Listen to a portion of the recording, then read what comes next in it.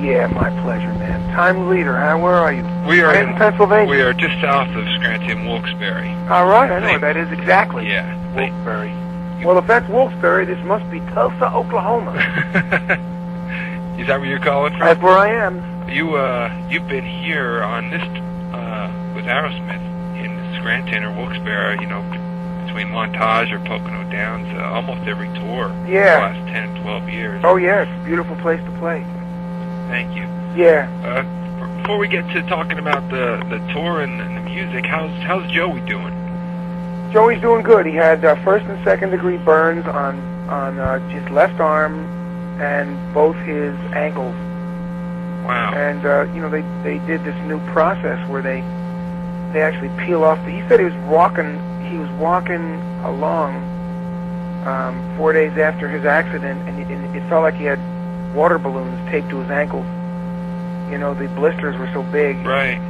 And they removed the blisters with a scalpel, and they lay pigskin over it, and it fools your skin into thinking, you know, you've got more skin there, and the skin grows really quickly. They take it off 2 days later, and you got 3 more layers of epidermal. So praise the Lord, and here's the modern tech. Really?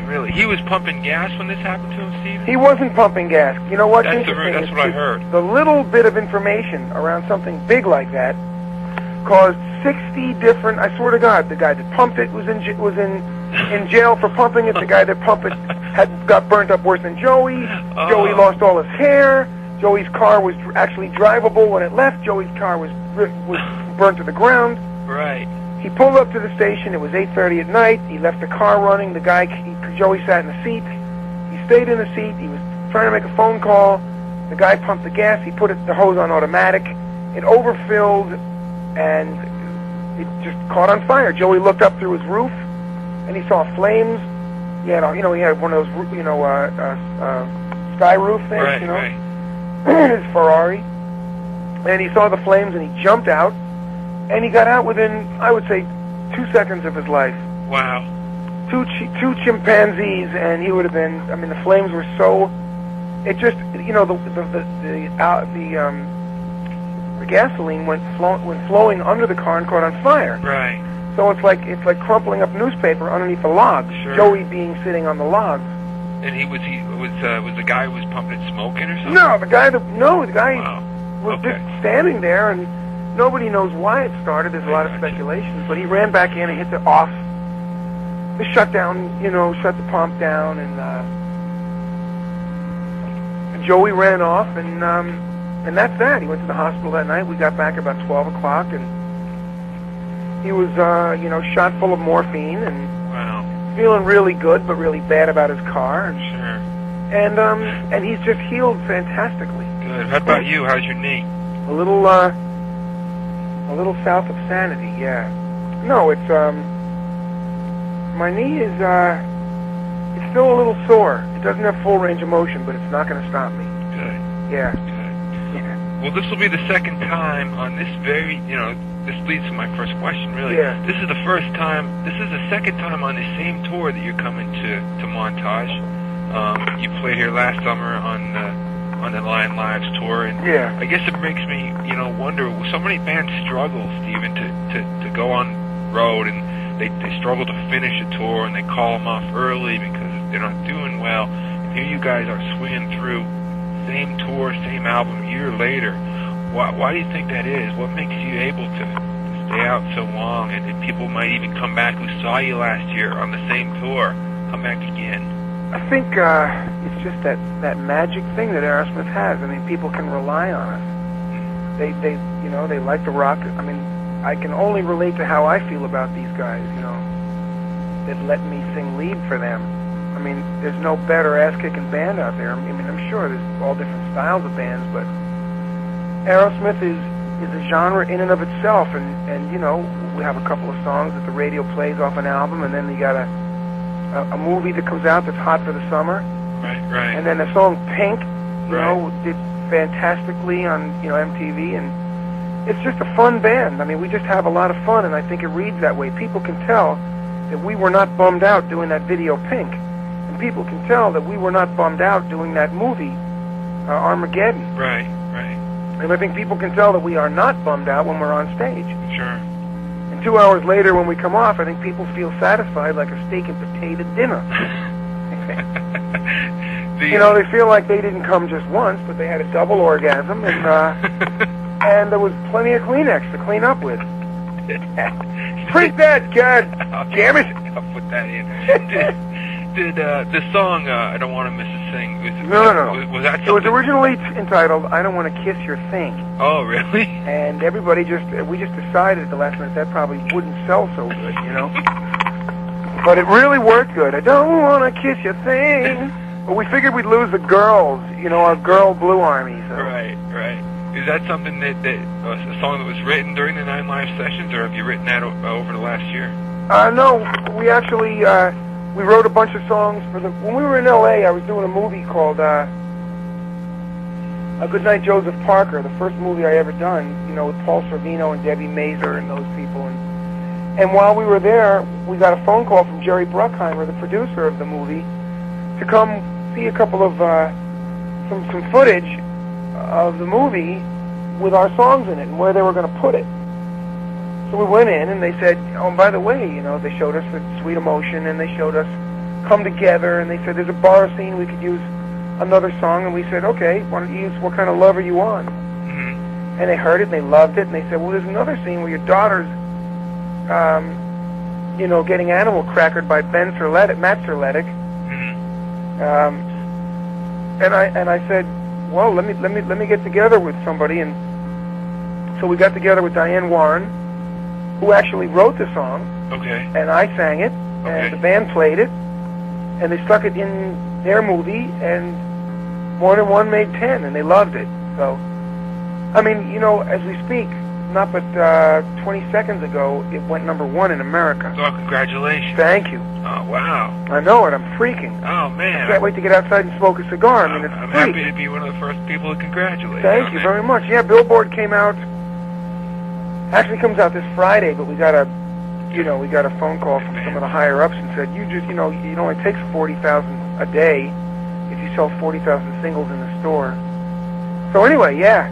And the album was #1 for the longest time, right? Right. Yeah. I want to ask you about the album. I talked to Joe last year when you came to town. I interviewed him, and we talked about the album, which at that time obviously was a little bit newer.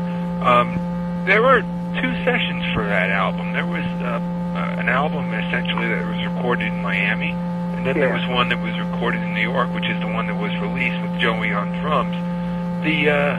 I had read that the stuff that was done in Miami with Glenn Ballard, you were a little more partial to that. Is that album something that'll ever see the light of day? Yes, it will. I guarantee. If a plane goes down, or if it's 20 years from now, somewhere, somehow, some of the songs will come out. I've got a copy right now of a song called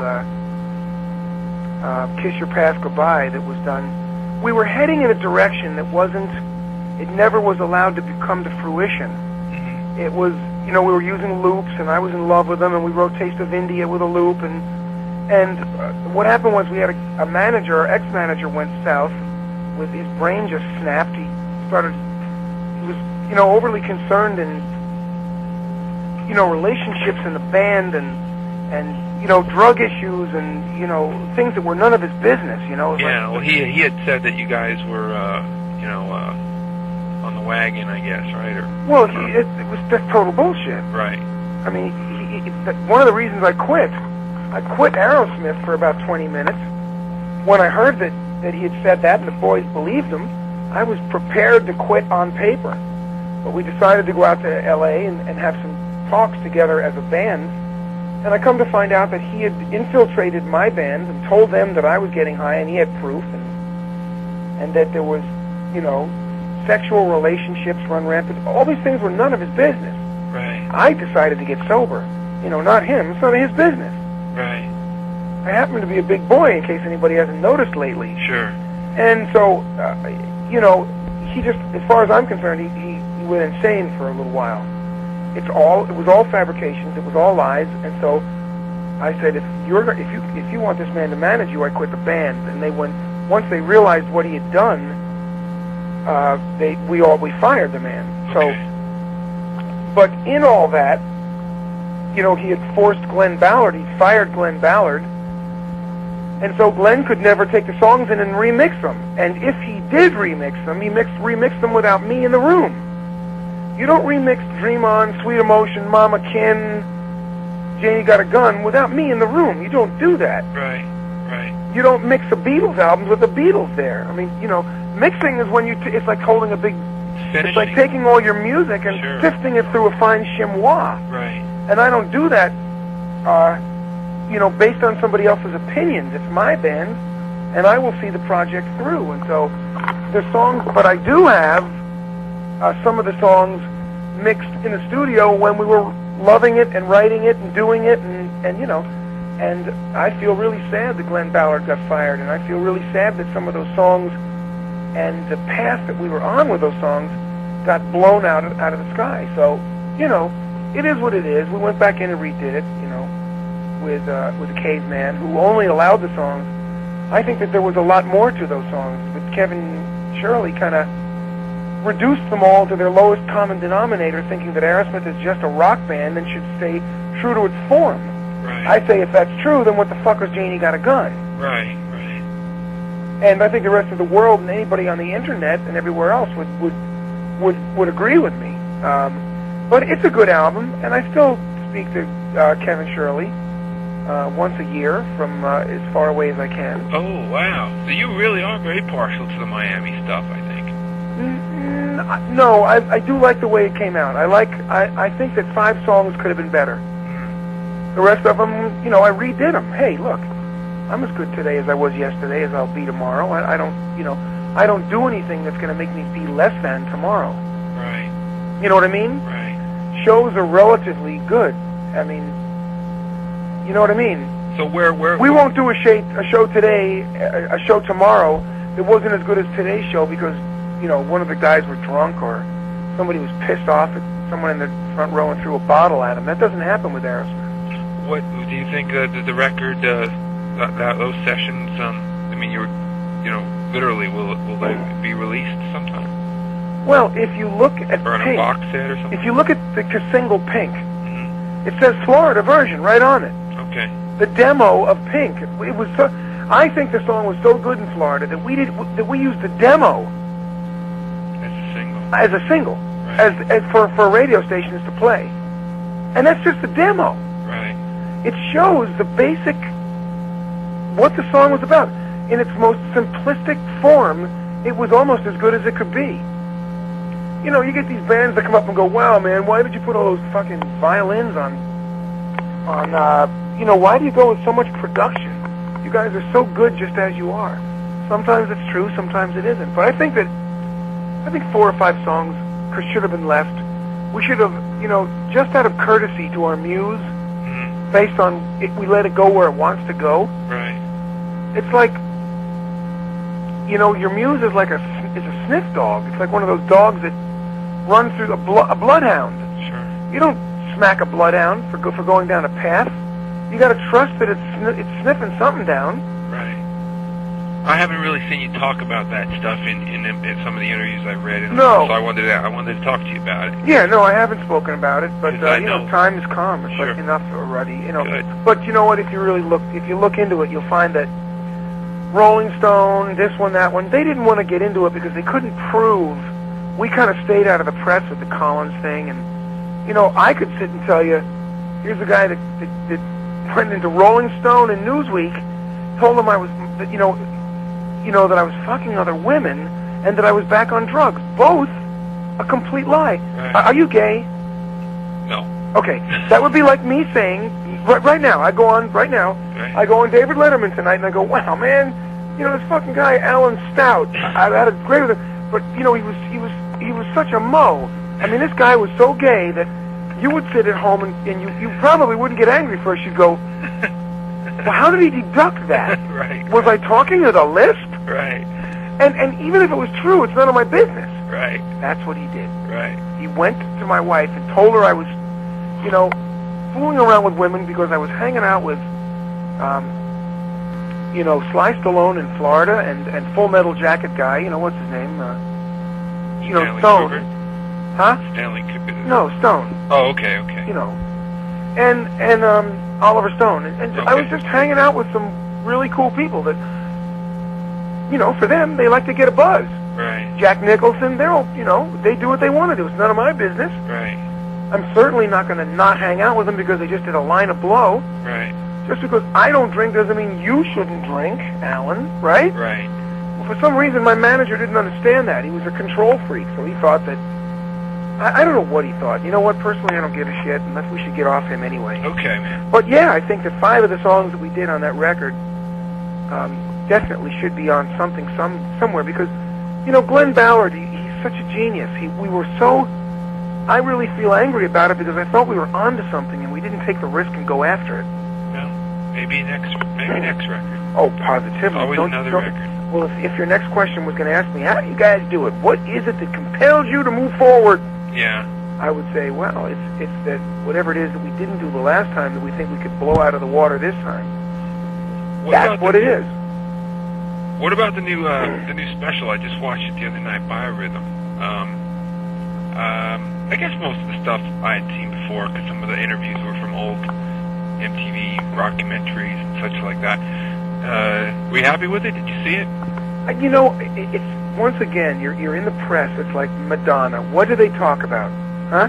Her pointy bra and her new baby. Right. Okay? That's the fucking mentality. I'm sorry. And then the next time you'll hear is if her plane goes down. Right. And then maybe, you know, people in life will do something and talk about her mother that wasn't there and some real stuff. But this, you know, you very rarely, you just don't read. They'll wind the piss out of you based on something that's so frivolous and stupid. The biorhythm thing. Once again, drugs. A lot of drugs in that special. Sure. It's like, whoa, come on. You probably, if you gave them new interviews for that, probably gave them hours and hours of stuff. I didn't. The whole idea behind that is to take everything that's ever been said about you that the public knows. It wasn't one of those shows that dares to delve into anything that you're really about. Like my Aunt Phyllis that sang John Jacob Jingleheimer Schmidt to me that probably got me into my crazy-ass rhyme scheme. And maybe some people don't think that's interesting and nobody wants to know. They would rather know that Madonna picked her nose and ate it right. than hear that she uses a completely drug-free forum to feed her child. That's interesting, Steven. Think about it. He fucking has a monkey for a pet, and he sleeps in an oxygen tank, and he dyes his black skin white. Right. There's nothing else there. They don't give a shit about his lyrics or his singing.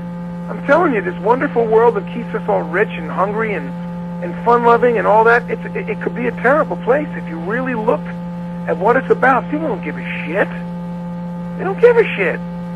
But you go to the Midwest somewhere, and you get some girl that's fucking so in love with Joe Perry, and she'll tell you what his mother and father's name is, and she's into some of the deeper stuff, you know? Right. But on a frivolous, more open, more mass-oriented, opinionated point, I can tell you that people just, you know, they're really led by the nose, by the press that, you know, they look for your garbage and they try to find out who you're fucking and if you're not fucking, and it's like, okay. Yeah, the part of the Biorhythm special that I enjoyed the most was the wasn't about the drug stuff, but it was about when you told the story, which I had never heard you tell before, about how you had seen basically Aerosmith without you playing in somewhere up in, and you said these boys can't tune, but they could play, you know, something. Well, yes, because for 10 years before that, I was in bands in New York. I played, you know, the Scene and on Dean's and you know, you name it, from New York City to I did Upbeat and all those television shows, 1964. And I was in all those bands, and we tried to be so good, and we tried to be so good, and we tried to be so good, but we didn't have that one thing. That cool, groovacious thing that Joe Perry has. You can't put your finger on it. You know, that Eric Clapton has. You can't put your finger on it, but it's a certain joie de vivre, you know, that kind of way he plays his guitar with that fucking Joe Perry thing going. Sure. You know, it's like, it's just what it is, and all those other bands didn't have it. And yeah, They couldn't tune. But man, they played that one song, Rattlesnake Shake, and I couldn't believe it. My dick got hard. I couldn't, you know, it was just phenomenal. And yeah, that's a story that people, I guess they don't think that's as important as the night I OD'd or something. That's a story that stuck out in my mind out of the whole special. It's so, but you know, if you think about it, it's so stupid. Did you really OD? You mean you took so many drugs, did you really have a needle in your arm? Mm-hmm. You know, it's like, was he really on fire? Yes, his car caught on fire and he got burned. Right. You know, but it's the nature of the game. You know, I gotta constantly just keep looking at the good side, because if I looked at the side we're talking about over and over and over, I'd have quit years ago. I put a blind eye towards all the press and all that. I don't give a shit. I also don't give a shit if we write another hit record ever. I just don't give a shit. I want to write some great songs that Joe and I look at each other and go, would you play that live tomorrow night in Scranton, Pennsylvania? And if Joe goes, yeah, I'm happy. Right. Here we go. Get me a studio. Warm it up, because we're coming in for a landing. You just kind of, it's interesting because this second run of Aerosmith is getting to be quite a while now. I mean, you're talking about the band got back together, I guess, in like '85. Yeah. And did Done with Mirrors, and then Permanent Vacation, often called, you know, the comeback album, is in '87. So that's 11 years now. Joe, when I asked him this question last year, he said that he does see a clear split in the Aerosmith, you know, the 30 years or so the group has been together, that there is part one and there is part two. Do you view it more collectively, or do you see it that way as well?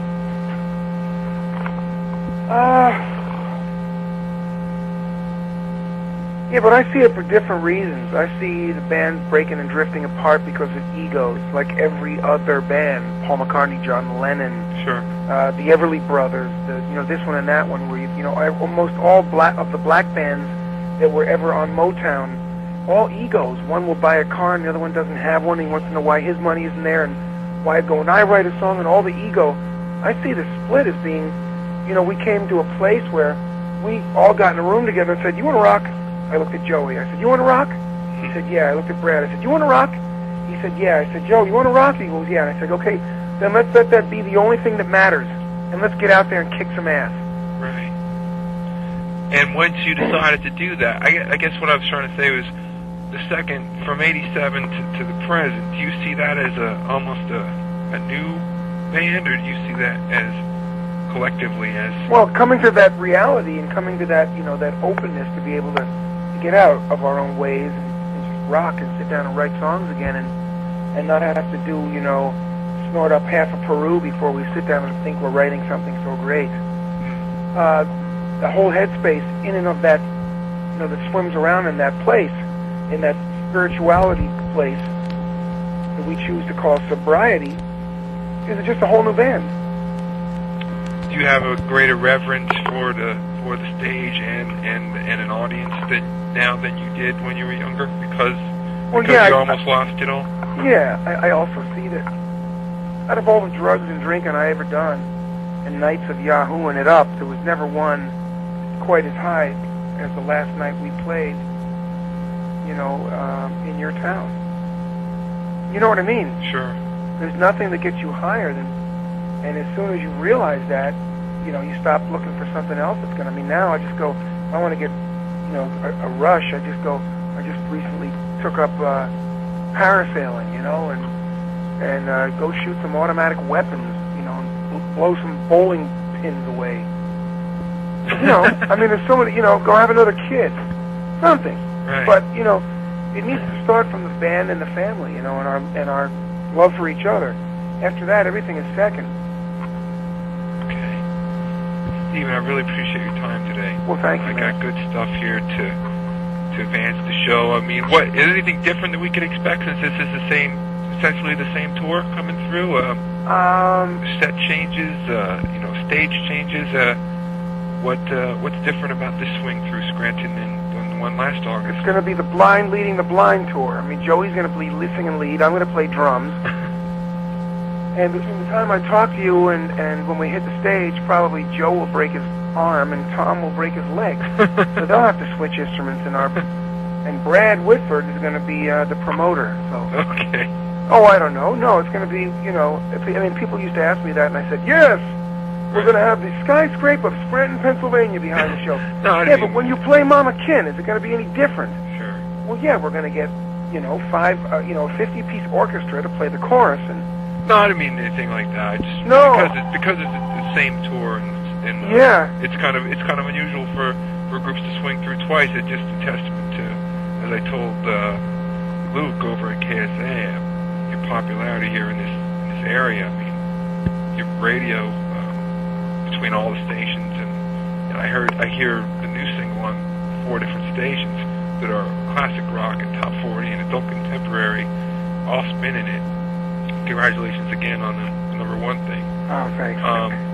So that's why I asked. Yeah, I mean, it's hard to say. Is it going to be? I mean, yeah, we're going to do probably, you know, What Kind of Love Are You On, and I Don't Want to Kiss Your Thing, and right. You know, and we'll do a bunch of new stuff. I mean, we always do whenever we go out. We just recently, I mean, since we played there last, we do